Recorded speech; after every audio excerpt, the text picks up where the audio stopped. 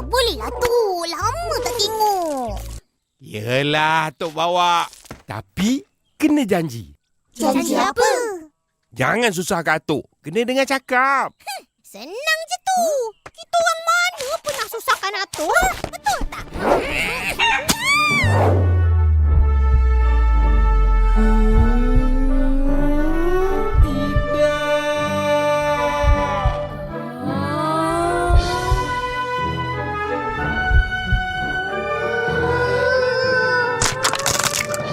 Alah, habis telur berkecai.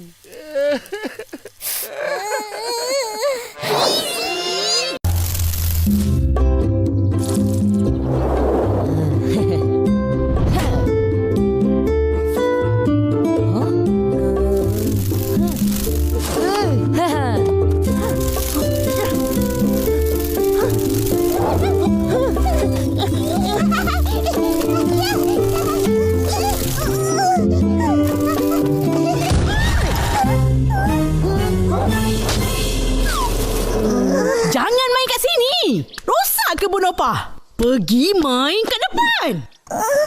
Tapi kat depan tak ada pepatung. Itu bukan masalah akak. Dah, pergi. Alah.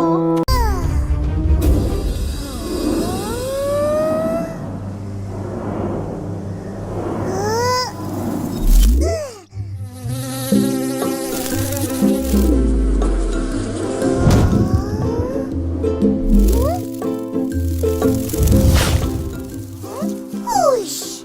Tengok tu. Pepatung makan lalat. Pepatung memanglah makan lalat buah. Apa yang sibuk sangat? Oh. Selama ni tak tahu pun. Korang apa tahu? Tahu makan, main, tidur. Itu je lah.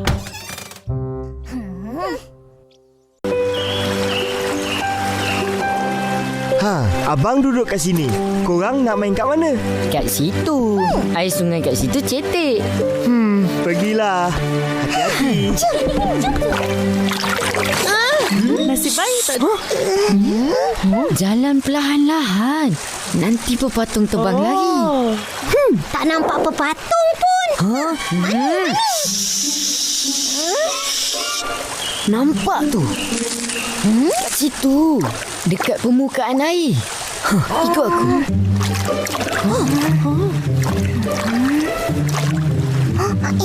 Tu. Sedia. 1, 2, 3.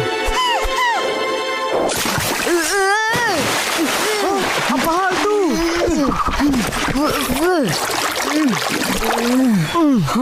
Aku dah dapat pepatung. Yeay, cepat ambil pepatung ni. Nanti dia lemas. Okey.